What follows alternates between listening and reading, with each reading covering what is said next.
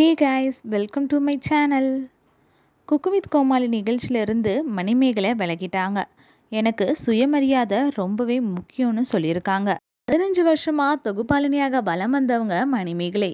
இவங்க கடந்த 2019ஆம் ஆண்டு பிரபல தனியார் தொலைக்காட்சியில் ஒளிபரப்பப்படும் குக் வித் கோமாளியில் ஒரு கோமாளியாக இருந்தாங்க. அதே நிகழ்ச்சியில் ஆங்கரிங்கும் செஞ்சுட்டு இருந்தாங்க. இந்த நிலையில் குக் வித் கோமாளியில் இருந்து திடீர் விலகியதாக மணிமேகலை அறிவிச்சிட்டு இருந்தாங்க.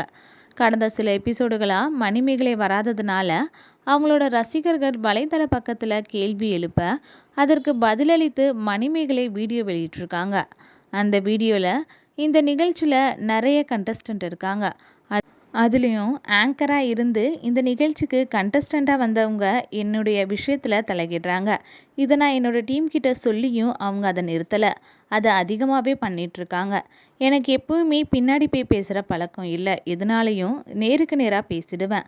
நான் கோமாளியாக இருக்கும்போது கோமாளியாக மட்டுமே நடந்துக்கிட்டேன்.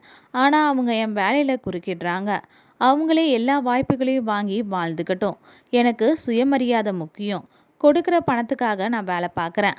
அதை தாண்டி மற்றவங்க என் வேலையில் குறுக்கிடுறது எனக்கு பிடிக்கல அப்படின்னு ஃபீமேல் ஆங்கர் பிரியங்காவை அவங்க சொல்லியிருக்காங்க. இது மூலமாக குக் வித் கோமாளி நிகழ்ச்சியை விட்டு வெளியேறியதை மணிமேகலை உறுதிப்படுத்தியிருக்காங்க. ஆனால் பிரியங்கா தரப்போ நிகழ்ச்சி தரப்போ மணிமேகலையின் குற்றச்சாட்டுக்கு இதுவரை எந்த ஒரு விளக்கமும் கொடுக்கல.